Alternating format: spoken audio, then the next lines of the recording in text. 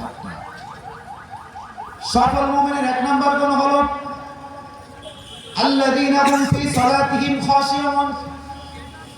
সফল মুমিনের 1 নাম্বার গুণ হলো মুমিনরা যখন নামাজ পড়ে তখন তারা বিনয় এবং নম্রের সাথে সালাত আদায় করে।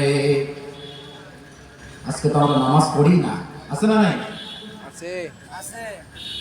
নবীজি সাল্লাল্লাহু আলাইহি সাল্লাম বলেন, আউয়ালু মা ইউহাসাবু বিহিল আবদু ইয়াউমাল কিয়ামাতিস সালাত।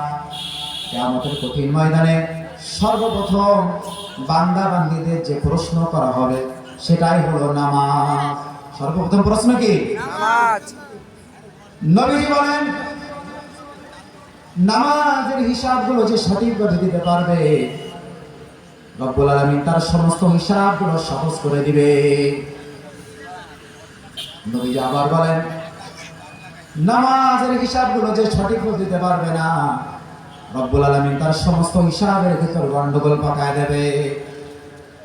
তাহলে আমরা যারা ঈমানদার, আমরা যদি নামাজ না পড়ি তাহলে কি আমরা আমাদের জবাব আল্লাহ পাকের কাছে দিতে পারবো? না।